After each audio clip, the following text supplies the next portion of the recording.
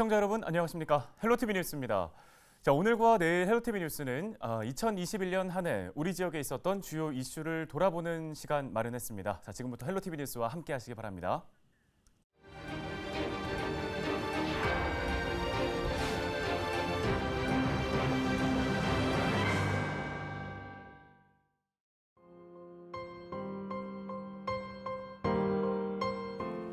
지난 2월 정부는 고령자 등 위험군과 의료진부터 코로나19 백신 접종을 시작했습니다. 백신 접종을 시작하면서 우리는 끝이 보이지 않았던 감염병 위기가 끝날 수 있을 거라는 기대를 갖기 시작했습니다. 자, 3월부터 6월까지 전국의 코로나19 신규 확진자는 400명에서 600명대를 유지했는데요. 정부는 이 확진자 증가를 어느 정도 통제할 수 있다고 보고 6월부터 사회적 거리두기 완화를 예고했습니다. 사적 모임 제한과 영업시간 제한 등의 영향으로 이렇게 소상공인 영업 손실이 눈덩이처럼 불어났기 때문입니다. 하지만 이 거리두기 완화 예고가 화를 불러왔습니다. 7월 1일 거리두기 완화를 불과 며칠 앞두고 사적 모임과 확진자가 크게 늘어난 겁니다. 6월 28일까지 500명대였던 신규 확진자는 6월 말 갑자기 700명대를 넘어서더니 7월에는 1000명대, 또 8월에는 2000명대까지로 큰 폭으로 증가했습니다. 정부가 7월 거리두기 완화를 시행 직전에 철회하고 새 거리두기를 꺼내들었지만 델타 변이 확산과 함께 확진세를 잡지는 못했습니다. 9월과 10월에도 신규 확진자는 2,000명대를 기록했습니다. 거리두기를 지속한 정부는 10월 말 백신 접종 완료율이 70%에 이르자 단계적 일상 회복 계획을 내놨습니다. 정부는 11월부터 생업시설 영업시간 제한을 전면 해제하고 사적 모임 규모도 수도권 10명까지로 완화했습니다. 백신 접종률이 늘고 있고 또 신규 확진자와 위중증 환자 수가 통제 가능한 범위 내에서 유지가 된다면 점진적으로 일상 회복이 가능하다고 본 겁니다. 하지만 단계적 일상 회복은 시행 한 달 만에 중단 위기에 처했습니다. 사람들의 외부 활동이 늘면서 신규 확진자가 11월 말 5,000명까지 치솟았고 12월 들어 7,000명을 넘어섰습니다. 위중증 환자도 1,000명에 육박했고요. 중증 환자 병상 수도 부족한 상황이 됐습니다. 정부는 의료 대응 한계에 부딪혔다며 재택 치료를 우선하기로 했습니다. 방역 당국의 통제가 사실상 어렵게 된 건데요. 정부는 결국 12월 18일부터 사회적 거리두기를 다시 시행했습니다. 사적 모임을 4명으로 제한하고 식당과 카페도 다시 밤 9시에는 문을 닫도록 했습니다. 골목 상인들은 다시 망연자실한 모습인데요. 백신 접종이 늘면서 단계적 일상 회복을 기대했지만 확진자와 위중증 환자들이 크게 늘어 우리 사회가 다시 위험한 고비를 맞고 있습니다. 자, 다가올 2022년은 우리가 일상을 되찾는 해가 되기를 간절히 바랍니다.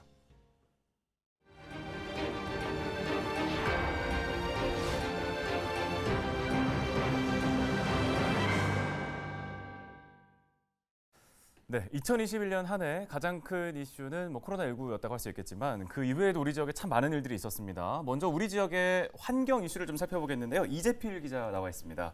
자, 이재필 기자, 굴포천 상류 구간 복원을 올해 주요 환경 이슈로 꼽으셨네요. 네, 맞습니다. 올해 6월 굴포천 상류 구간 생태하천 복원 공사 착공식이 있었습니다.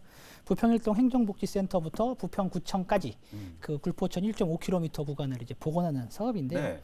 특히 복원된 굴포천 상류 구간에는 도시숲과 이제 그 문화광장 등 시민들을 위한 시설들이 들어설 계획입니다. 당연히 지역 주민들이 거는 기대가 큰데요. 착공식 당시 차준택 부평구청장의 이야기를 한번 직접 들어보시죠. 가장 중심지 중에 하나인 부평 일동 일대 많은 변화가 있으라고 예상됩니다. 차질 없이 사업 진행되도록 앞으로도 최선의 노력을 다하겠다는 말씀드리겠습니다.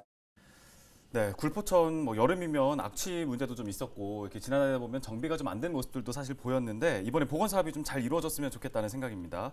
자, 이번에는 갈등 상황을 좀 짚어보겠습니다. 인천시가 수도권 매립지 종료를 선언하면서 대체 매립지 그리고 광역 소각장 신설을 추진했잖아요. 그런데 이 과정에서 주민들의 반발이 좀 있었죠. 네, 맞습니다. 인천시가 2025년에 이제 수도권 매립지를 종료하겠다고 선언을 했죠.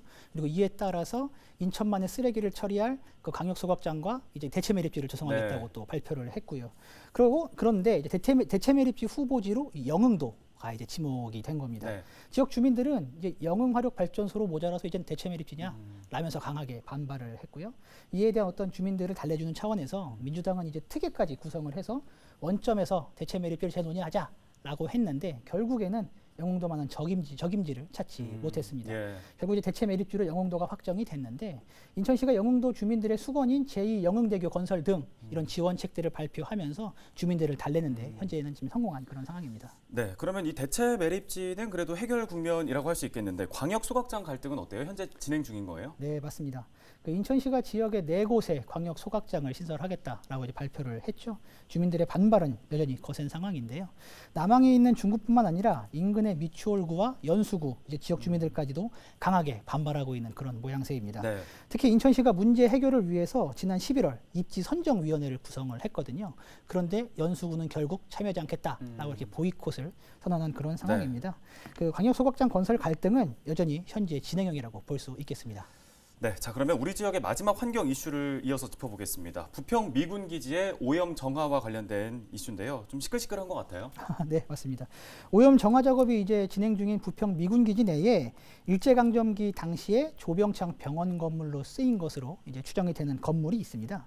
유리 오염이 된 곳인데 오염 농도가 이제 그 토양 오염 우려 기준의 5배 이상입니다. 예. 현재 오염 정화 작업을 추진 중인 국방부와 이제 환경공단은 오염 정화를 위해서는 건물의 철거가 이제 불가피하다라는 이런 입장이에요. 네. 인천시와 이제 부평 미군기지 시민참여위원회는 시민들의 건강을 우려해서 건물을 철거한 후에 완벽 정화를 하고 그 이후에 다시 이제 건물을 복원하는 방안을 추진을 했었죠. 네. 그런데 건축 역사학계 이제 전문가들이 역사적 의미를 가진 건축물을 이렇게 철거해서는 안 된다. 그리고 철거하는 순간 끝이다. 이러면서 강하게 반발을 하고 나섰습니다. 네. 그러자 이제 지역 환경단체는 건축물의 의미는 알지만 중요한 것은 알지만 지역 주민들의 건강권도 그 무엇보다 중요하다라고 하면서 이제 갈등을 빚게 된 것이죠. 예.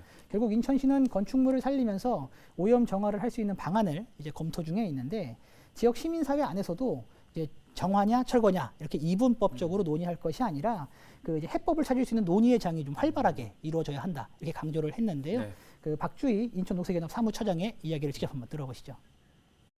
토양환경 정화는 이 토양환경보전법상 해야 되는 역할이 있는 거고 그리고 또 역사적 가치를 잘 살릴 수 있는 방법을 어떻게 윈윈하면서 가져갈 것인지에 대한 건강한 지역사회 토론이 필요하다라고 보고 있고요. 그러면 지자체가 그런 좀 건강한 토론이 이루어지고 지자체도 좀 적극적으로 대안을 모색하는 그런 자리가 필요하다고 생각합니다. 네, 자 이렇게 해서 올 한 해 우리 지역에서 발생한 환경 이슈 먼저 짚어봤습니다.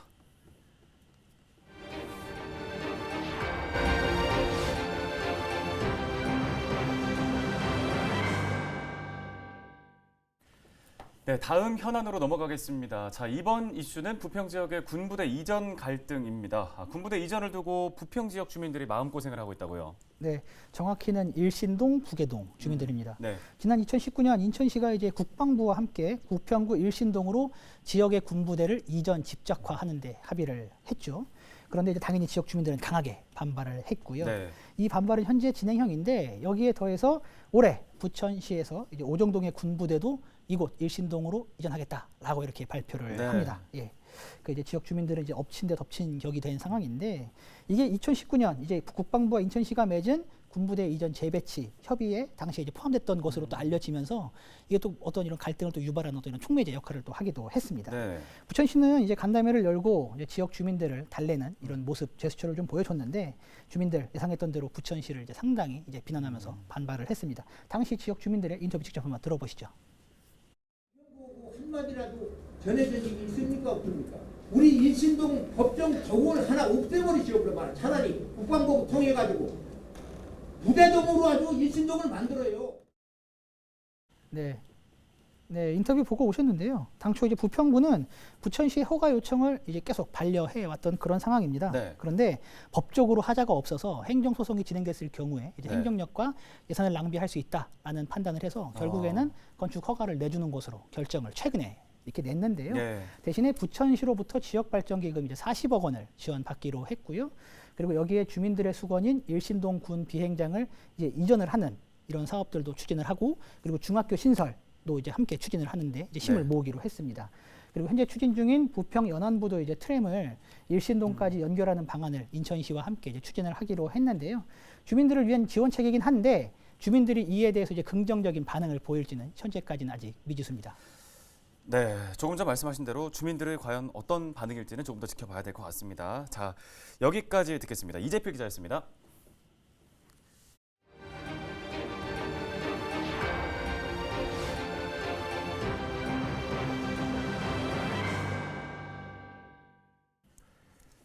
네, 지난 한 해 해결하지 못한 사회 갈등들이 아직 기억에 남아 있는데요. 오랜 기간 갈등을 끝내고 해결된 사례가 있어서 유독 더 기억에 남습니다. 바로 부천 상동 한전 특고합선 매설 갈등입니다. 자, 저희가 뉴스를 통해서 수차례 또 전해드리고 주민분들 직접 모셔가지고 대담까지 진행했던 현안 중에 현안이라고 할 수 있잖아요. 이 특고합 논란 드디어 마무리가 된 건가요? 네, 부천 지역 오랜 현안 가운데 하나였던 상동 특고합 논란의 매듭이 드디어 풀렸습니다. 네. 지난 3월의 일이었는데요. 이 한전과 부천시 또 그리고 주민들이 협상 테이블에 앉았습니다. 처음 문제가 불거진 지 5년 만입니다. 지역 정치권 또 주민들이 나서서 협의에 물꼬를 튼 건데요. 당시 협의된 내용을 보면 늦어도 오는 2027년까지 34만 5천 볼트의 송전솔로를 설치하는 한편 또 전력군의 전자파 실태 조사를 부천시와 한전 또 주민들이 공동으로 진행한다는 내용입니다.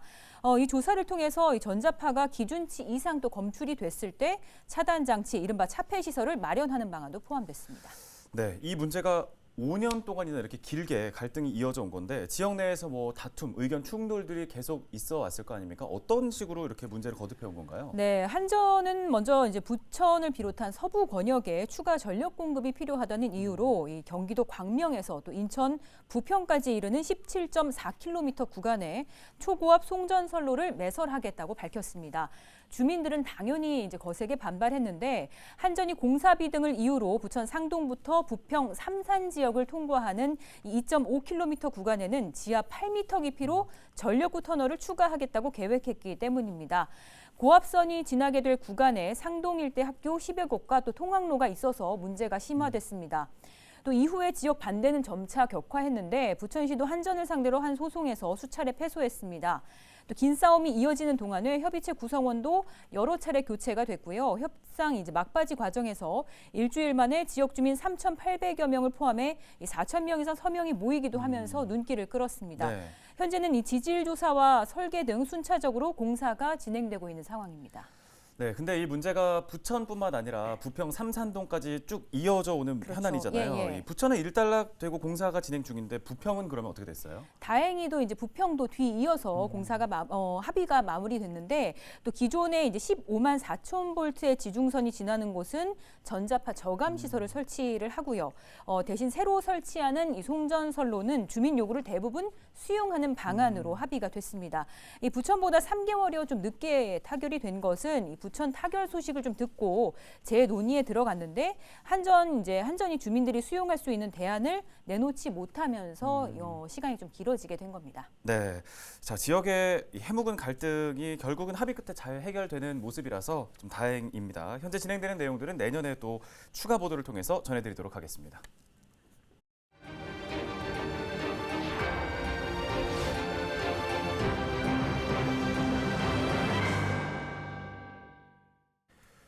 코로나19 재난 위기 속에서도 지역사회는 다양한 변화를 겪고 있습니다. 지자체 각 지역마다 스마트시티 조성에 경쟁 중인데요. 우리 지역에서는 부천 스마트시티의 변화가 눈에 띕니다. 자, 공공 전기 자전거와 로봇 주차 등의 신기술들이 도심 곳곳에 자리 잡고 있다고 하는데요. 이정화 기자와 함께 조금 더 짚어보겠습니다. 자, 부천 스마트시티 올해 다양한 여러 사업들을 선보이면서 눈길을 끌었습니다. 네, 올해 좀 주목할 만한 게 부천에서는 이미 아시다시피 이 전동 킥보드나 전기 자전거처럼 공유 이동 수단의 이용이 좀 활발하지 않았습니까? 예. 근데 여기에 더해서 올해는 공유차 서비스를 좀 시작을 했습니다. 잠시 VCR 먼저 보시겠습니다. 지난달 말부터 공유차 서비스 이른바 행복카가 부천에서 운영을 시작했습니다. 평일 기준으로 1시간 대여료는 6,200원. 기존 사설 공유차 대비 평균 20% 저렴합니다. 이달 초 서비스를 시작한 부천 대중교통 활용 애플리케이션 스마트 시티 패스를 활용해 예약할 수 있습니다. 15개 전용 주차장에 위치한 차량을 찾는 것은 물론 연료 상태 확인과 문 열기 조작까지도 가능합니다. 네, 제가 지금 스마트시티 앱을 통해 이 행복카 예약을 모두 마쳤는데요. 지금부터 직접 탑승해 보도록 하겠습니다. 이게 그냥 렌트카 방식처럼 편하게 이용을 할 수 있는 이런 편리한 시스템인 것 같아요.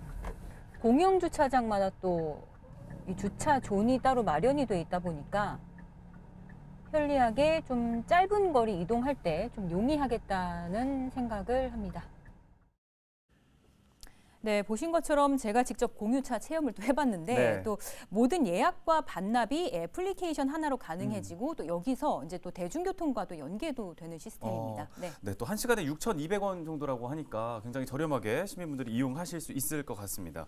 자, 부천이 주차도 그랬지만 교통 문제에 대해서 상당히 공을 들이고 있다 이런 느낌이 좀 들거든요. 네. 이 밖에도 또 저희가 주목해봐야 될 다른 현안들이 있을까요? 네, 전체 사업비만 400억 원 이상이 투입이 되는 지능형 교통체계, 이른바 ITS 사업도 있습니다. 인공지능 융합 기술로 교통체증부터 이 사고나 돌발 상황까지 관제센터에서 파악할 수 있도록 하는 이런 시스템인데요.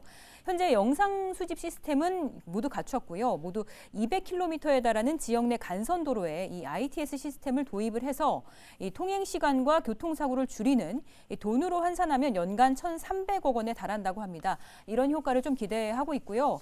뿐만 아니라 이제 부천 상동에서는 최근 이 무단 횡단을 사전에 예방할 수 있는 인공지능 기술이 첫 선을 보였습니다. AI 시스템이 무단 횡단 보행자를 감지하면 영상이 데이터로 수집이 돼서 전광판으로 비상 알림을 안내하는 건데, 네. 근데 이게 사실 시스템이 좀 처음이고 아직 정착 단계이다 보니까 좀 오류가 있습니다. 네. 정상적인 보행에서도 지금 비상등이 켜지기도 하고 또 이런 사고는 또 사고를 유발할 수 있는 우려가 있기 그렇죠. 때문에 좀 주의가 네. 필요한데 무단횡단 사고 지역이 아닌 장소에 또 전광판이 설치되는 일도 있고 해서 이게 내년에는 사업을 좀 더 확대한다고 해요. 근데 네. 다시 한번 좀 검토를 해봐야 하는 지점이 아닌가 싶습니다. 네, 이런 미흡한 부분들은 조금씩 개선을 해 나가야 되지 않을까 싶습니다. 자, 다시 보는 2021년 부천에서 추진 중인 스마트시티 사업과 관련된 이야기들까지 짚어봤습니다. 올해도 이어서 내년까지도 계속될 사업들 저희 헬로티비 뉴스에서 주의 깊게 지켜보면서 전해드리겠습니다. 자, 지금까지 이정아 기자와 함께했습니다. 수고하셨습니다. 네, 또 경기도에서도 올 한 해 다양한 현안과 갈등이 있었죠. 어떤 일들이 있었는지 김호 기자가 정리했습니다.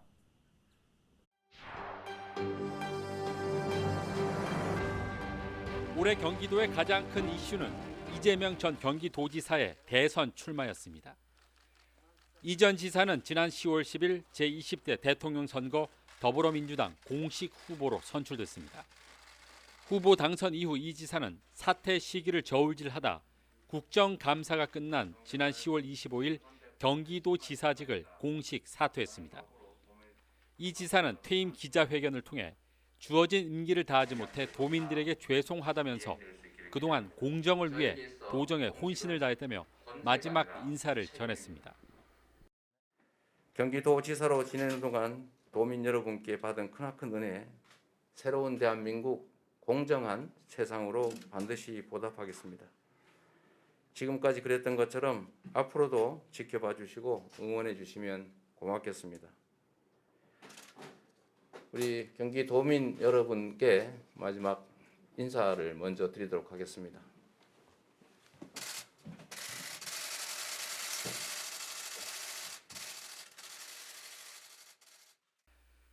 경기도지사가 대권 후보에 최종 당선된 것은 여야를 통틀어 이번이 처음입니다.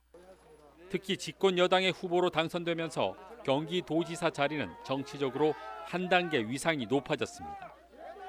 이 때문에 내년 지방선거를 앞두고 벌써부터 경기도지사 후보 경쟁이 여야 모두 치열해지고 있습니다.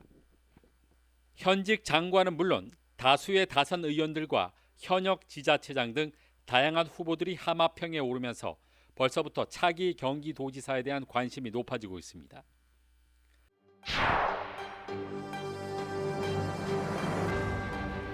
이처럼 대선 출마로 경기도지사 자리는 공백이 됐지만 오병곤 권한대행 체제를 중심으로 코로나19 방역은 빛을 발했습니다. 먼저 아나필락시스 등 백신 이상 반응에 신속히 대처하기 위해 전담 역학조사관을 배치했습니다. 공중보건이 98명을 역학조사관으로 임명한 뒤 각 시군별로 배치해 만일의 사태에 대비했습니다. 전담 역학조사관들은 백신 이상 반응부터 보상까지 원스톱 지원을 실시하고 있습니다. 재택 치료자 단기 진료를 위한 특별 생활치료센터도 설치됐습니다. 특히 카이스트와 공동 운영한 2호 특별생활치료센터는 이동형 음압 병동을 활용해 경기도 인재개발원 체육관에 설치돼 산소 치료가 필요한 환자를 지원했습니다. 정부의 재택치료 확대 방침이 발표되자 발빠르게 재택 확진자를 위한 단기 외래 진료센터를 확대했습니다. 경기도 의료원 등 9개 병원에 설치된 외래 진료센터에서는 흉부 X선 검사와 혈액 검사 등이 가능하며 진료 후에 병원 치료가 필요한 경우 입원 연계를 지원하고 있습니다. 외국인 확진자를 줄이기 위해 전국 최초로 찾아가는 백신 버스도 운영했습니다. 의사와 간호사 등 4명이 탑승한 백신 버스는 외국인 노동자 사업장을 직접 방문해 백신 접종에 나서면서 코로나 사각지대에 놓였던 외국인 근로자와 가족들이 백신 접종을 받을 수 있도록 했습니다.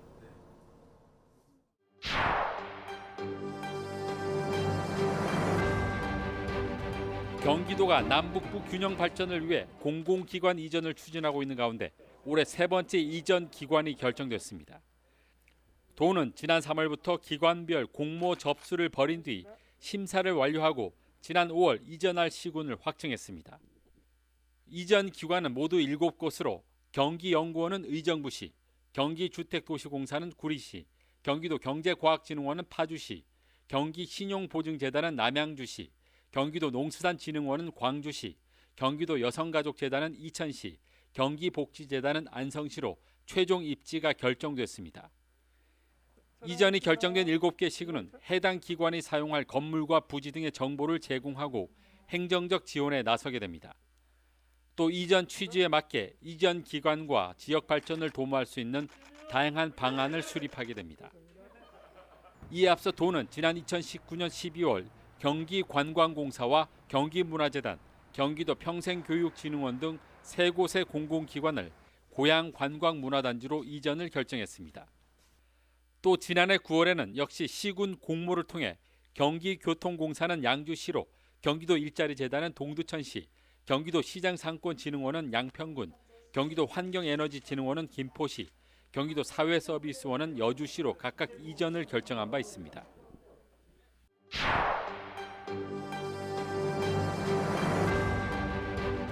경기도가 지난 10월 1일부터 정부의 상생국민지원금 지급 대상에서 제외된 소득 상위 12%의 도민들에게 제3차 경기도 재난기본소득을 지급했습니다. 253만 7천 명에게 1인당 25만 원씩 재난기본소득이 지역화폐로 지급되면서 경기도는 전국에서 유일하게 모든 도민이 상생국민지원금을 받게 됐습니다. 이재명 전 도지사는 소득이 많다는 이유로 재난기본소득 지원 대상에서 배제하는 것은 합리적 이유 없는 차별이라고 밝혔습니다. 또 K방역은 모든 국민이 함께 이뤄낸 성과인 만큼 소득이 많고 적음을 떠나 협력하고 희생했던 모든 국민들에게 보상이 돌아가야 한다고 강조했습니다. 더불어 한시적 지역 화폐로 지급되는 경기도 재난기본소득은 우리 경제의 모세혈관인 골목 상권에 활기를 불어넣는 경제 정책이라고 덧붙였습니다.